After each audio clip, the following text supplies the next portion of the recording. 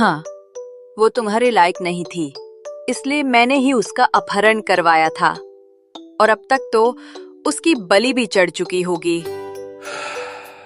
अब मेरे जीवन का कोई मोल नहीं रहा। अब मैं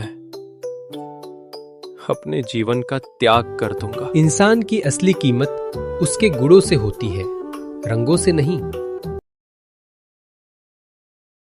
माँ, तुम मुझे ये बताओ कि रूपा कहाँ है? क्या सच में तुमने ही उसका अपहरण करवाया था? हाँ, वो तुम्हारे लायक नहीं थी, इसलिए मैंने ही उसका अपहरण करवाया था और अब तक तो उसकी बलि भी चढ़ चुकी होगी। विवेक इतना सुनते ही चक्कर खाकर गिर गया। तो वही महाराज, सेनापति, थोड़ा जल्दी चलो, रात का अंधेरा गहरा रहा है और हमें जल्द से जल्द वहां पहुंचना होगा। हाँ महाराज, अगर हमें पहुंचने में जरा सी भी देर हो गई तो बड़ा अनर्थ हो जाएगा। जल्दी चलिए महाराज, जल्दी। इतना कहकर दोनों तेजी से चलते हुए तांत्रिक स्थल की ओर बढ़ चले और कुछ ही देर में वे वहां पहुंच गए। महाराज, यहाँ तो मुझे कोई दिखाई नहीं दे रहा है। क्या हम आने में देर कर गए? क्या चुड़ैलों ने उस लड़की का बलि देकर यहाँ से चले गए हैं? नहीं सेनापति, अगर वे लोग बलि देकर यहां से गए होते तो यहाँ कुछ ना कुछ निशान होता, पर यहाँ तो कुछ दिखाई नहीं दे रहा है। मुझे लगता है अभी तक वे लोग पहुंचे नहीं हैं। चलो हम लोग यही छुप जाते हैं। तभी महाराज और सेनापति दोनों पेड़ के पीछे छिपकर चुड़ैल के आने का इंतजार करने लगे। कुछ ही देर में दोनों चुड़ैल रूपा को लेकर वहां पहुंची। सेनापति, जल्दी चलो। इतना कहकर महाराज और सेनापति दोनों दौड़ते हुए चुड़ैल की तरफ बढ़ने लगे। चुड़ैल ने जैसे ही उन्हें हाथ में तलवार लिए आते देखा, दोनों ने रूप को वहीं छोड़ दिया और झट से उड़कर भाग गए। अरे बेटी, रुको रुको, तुम क्यों भाग रही हो? रुको, हम लोग तुम्हें ही बचाने आए हैं।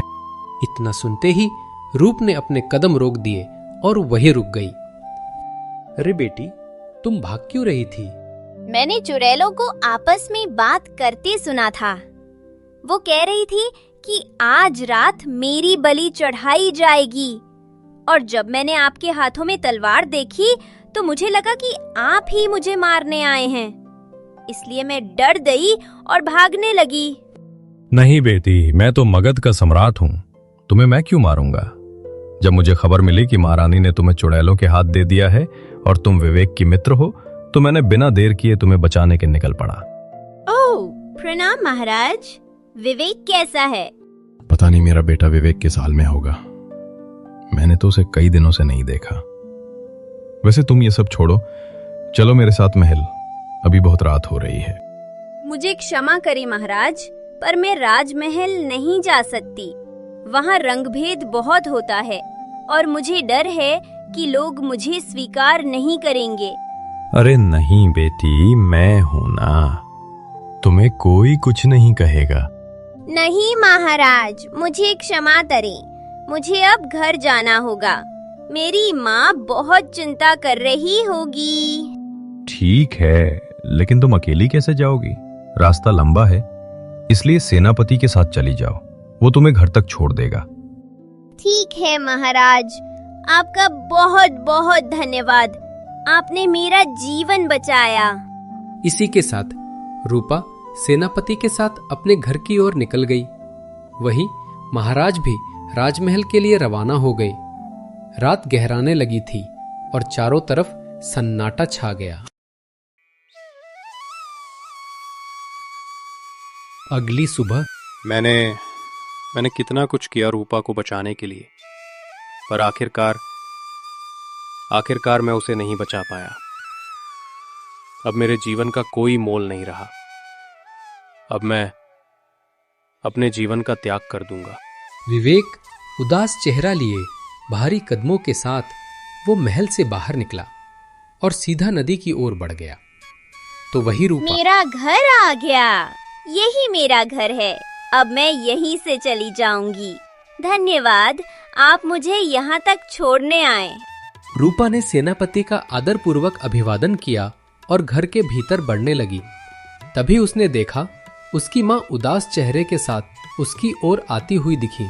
अरे मेरी बच्ची रूपा, तू आ गई। भगवान का लाख लाख शुक्र है। बेटी तू ठीक तो है ना?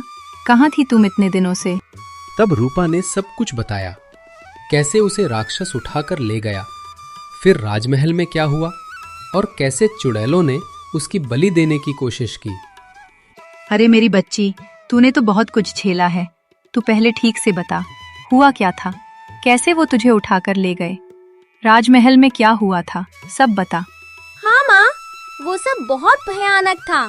उस राक्षस ने मुझे उठाकर राजमहल लेकर गया। वहाँ राजमाता ने मेरे रंग का बहुत मजाक उड़ाया और फिर चुड़ैलों के हवाले कर दिया। अरे बाप रे, महारानी तो कितनी क्रूर और निर्दयी है।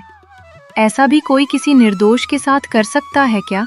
एक तरफ जहां रूपा अपनी आप बीती अपनी माँ को सुना रही थी, वहीं दूसरी ओर विवेक गहरे दुख और निराशा में डूबा कदम दर कदम आगे बढ़ता जा रहा था।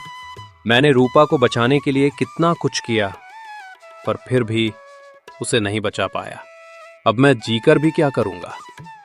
विवेक इन्हीं ख्यालों में डूबा नदी की तरफ बढ़ रहा था कि अचानक उसके कानों में एक आवाज पड़ी। अरे विवेक, इतने दुखी होकर कहाँ निकल पड़े हो? विवेक ने पलटकर देखा, पर वहां कोई नहीं था। उसने धीमी आवाज में कहा, कौन है? कौन मुझे पुकार रहा है? अरे ऊपर देखो विवेक, ऊपर। अरे मिट्ठू, तुम यहाँ कैसे? अरे भाई, मैं तो आसमान का बाशिंदा हूँ, हर जगह उड़ता रहता हूँ, पर तुम इतने मायूस क्यों लग रहे हो? अरे मिट्ठू, तुम्हें तो पता ही है, मैं रूपा को बचाने निकला था, पर उसे नहीं बचा सका, इसलिए मन टूटा हुआ है। क्या मजाक कर रहे हो विवेक? मैं तो आज सुबह ही रूपा को उसके घर पर देखा था। क्या कहा तुमने मिट्टू? रूपा? तुमने उसे देखा? पक्का वही थी? हाँ विवेक, मैंने रूपा को ही देखा है। ठीक है मिट्ठू, मैं तुमसे बाद में बात करता हूँ। इतना कहकर विवेक रूपा के घर की ओर तेजी से भागने लगा तो वही महाराज थके कदमों से राजमहल की ओर लौट रहे थे। पूरी रात आप कहाँ थे? मैं कितना परेशान हो रही थी आपके लिए। झूठ मत बोलिए महारानी, आप तो बस अपनी गलती छुपा रही हैं। नहीं महाराज, मैंने ऐसा कुछ नहीं किया है। महारानी, मैंने देखा था कि आप उस लड़की को चुड़ैल के हवाले कर रही थीं, और मैं अभी उसी को बचाकर लौट रहा हूँ। क्या आप उस काली कलूटी को बचाने के लिए गए थे? खबरदार महारानी, हमने विवेक को पूरी आजादी दी थी कि वो जिसे चाहे उसे अपना जीवन साथ बनाए। अब जब उसने पसंद किया, आप रंगभेद क्यों कर रही हैं? इंसान की असली कीमत उसके गुणों से होती है, रंगों से नहीं। पर महाराज, मुझे अब कुछ सुनना नहीं है महारानी। अब जाइए और विवेक को उस लड़की के साथ लेकर आइए। महाराज के क्रोध से भरे चेहरे को देखकर महारानी आगे कुछ बोल नहीं सकी। वो मौन रहकर महल से बाहर की ओर चली गई और अपने बेटे और रूपा की तलाश करने लगी। उसी समय विवेक, मैं रूपा के घर जा तो रहा हूं, पर मन में बहुत घबराहट है। कैसे उसे देखूंगा?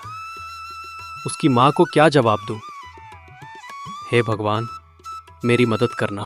विवेक यही सब सोचते हुए धीरे धीरे कदम बढ़ाता हुआ रूपा के घर के बाहर जा पहुंच गया। रूपा, रूपा, घर में कोई है क्या? रूपा, क्या तुम यहां हो? अरे, लगता है घर में कोई नहीं है। शायद सब स्कूल चले गए हैं। मुझे जल्दी स्कूल जाकर देखना चाहिए। इतना कहकर विवेक स्कूल के तरफ जाने लगा। कुछ ही दूर गया था कि उसे सामने से रूप और उसकी मां सामने से आई हुई दिखी। प्रणाम माँ जी। रूपा, तुम कैसी हो? रूपा और उसकी मां ने विवेक की बातों को असुना कर दिया, मानो जैसे कुछ सुना ही ना हो, और वे चुपचाप नजरें झुकाए घर की ओर बढ़ती चली गईं। अरे, रूपा और उसकी माँ ने मुझे ऐसे अनदेखा कर दिया जैसे वो मुझे पहचानती ही ना हो। पर शुक्र है भगवान का कि रूपा ठीक है। अब बस मुझे उनका भरोसा फिर से जीतना होगा। रूपा को सही सलामत देखकर विवेक के मन को थोड़ी तसल्ली मिली। तो उसी समय महारानी पूरे गांव में विवेक और रूपा की तलाश में भटक रही थी। चेहरा थका हुआ, आंखों में डर और बेचैनी साफ झलक रही थी। मुझे तो इस नगर का रास्ता भी ठीक से मालूम नहीं। अब मैं विवेक और रूपा को कैसे ढूंढूंगी? हे भगवान, कुछ समझ नहीं आ रहा है। किस दिशा में जाऊं? कहाँ तलाश शुरू करूं? यही सब सोचते सोचते महारानी पूरे नगर में विवेक और रूपा को ढूंढती रही। थकान चेहरे पर साफ झलक रही थी, पर कदम रुकने का नाम नहीं ले रहे थे। ढूंढते ढूंढते दिन ढलने को आया। सुबह से शाम होने को आई है, पर अभी तक विवेक और रूपा का कुछ पता नहीं चला। अब किसी से मंदिर का रास्ता पूछती हूँ। आज रात वहीं ठहरूंगी, फिर सुबह होते ही दोबारा उन्हें ढूंढने निकल जाऊंगी। इतना कहकर महारानी ने पास से गुजरते हुए एक युवक को रोककर बोली, बेटा, क्या तुम मुझे मंदिर तक जाने का रास्ता बता दोगे? हाँ माँ जी, ये जो पीछे वाली गली से रास्ता गया है ना, बस उसी रास्ते पर सीधे जाते रहिएगा। थोड़ी ही दूर पर मंदिर आ जाएगा। महारानी उस युवक के बताए हुए रास्ते की ओर बढ़ने लगी तो उसी समय विवेक सुबह से रूपा के घर के बाहर बैठा हूं, पर उसने एक बार भी दरवाजा खोलकर नहीं देखा मेरी तरफ। अब क्या करूं? कुछ समझ नहीं आ रहा। दिल बेचैन है और दिन भी ढलने को आया है। अब मंदिर ही चला जाता हूं। आज रात वहीं रुकूंगा, कल सुबह फिर यहीं लौट आऊंगा। शायद तब रूपा मुझसे मिलने बाहर आए। इतना कहकर विवेक उठ खड़ा हुआ और मंदिर की ओर बढ़ चला। धीरे धीरे कदम बढ़ाते हुए जब वो मंदिर पहुंचा तो उसकी नजर अचानक एक परिचित साया पर ठहर गई। वो धड़कते दिल के साथ उस व्यक्ति के पास जाकर बोला, माँ, आप यहाँ क्या कर रही हैं? अरे बेटे विवेक, मैं तो सुबह से तुमको और रूपा को ही ढूंढ रही थी। ढूंढते ढूंढते थक गई, पर तुम्हारा और रूपा का कोई भी निशान नहीं मिला। सोचा कि मंदिर के पास रात गुजारूं और फिर सुबह होते ही तुम्हें ढूंढने निकलूंगी। पर माँ, आप हम दोनों को क्यों ढूंढ रही थी? मैंने जो रूपा के साथ किया वो बहुत गलत था। बस इसीलिए मैं तुम दोनों से माफी मांगना चाहती हूँ।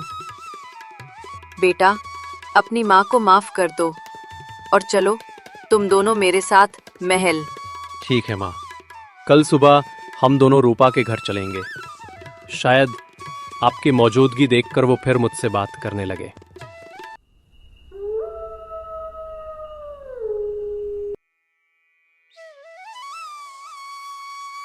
अगली सुबह विवेक और महारानी दोनों रूपा के घर की ओर बढ़ चले। धीरे धीरे कदम बढ़ाते हुए कुछ ही देर में वे उसके घर पहुंच गए। सामने देखा तो रूपा और उसकी माँ पहले ही स्कूल जाने के लिए निकल चुकी थीं। प्रणाम रानी साहिबा, आप मेरे घर पर? कहीं हम लोगों से कोई गलती तो नहीं हो गई? नहीं नहीं, तुम लोगों से कोई गलती नहीं हुई है। गलती तो मुझसे हुई है, और वो भी बहुत बड़ी। मैंने रूपा का मजाक उड़ाया, उसे उसके रंग के लिए ताना दिया। रूपा, मैं तुमसे माफी मांगती हूँ बेटा। रूपा, माँ ने अपनी गलती ली है। अब तो तुम नाराज नहीं हो? रूपा शर्माते हुए धीमी मुस्कान के साथ कुछ नहीं बोली। बस अब सब ठीक है। अब कोई रंगभेद नहीं, कोई ऊंच नीच नहीं। रूपा, तुम विवेक के साथ खुशी से रहो। चलो अब तुम दोनों महल, वहां महाराज इंतजार कर रहे हैं। दोस्तों, याद रखिए, इंसान की असली कीमत उसके गुणों से होती है, रंगों से नहीं। अगर आपको ये कहानी और इसमें छुपा प्यार दिल को छू गया हो तो प्लीज चैनल को सब्सक्राइब करें, वीडियो को लाइक करें और अपने दोस्तों के साथ शेयर करना बिल्कुल ना भूलें।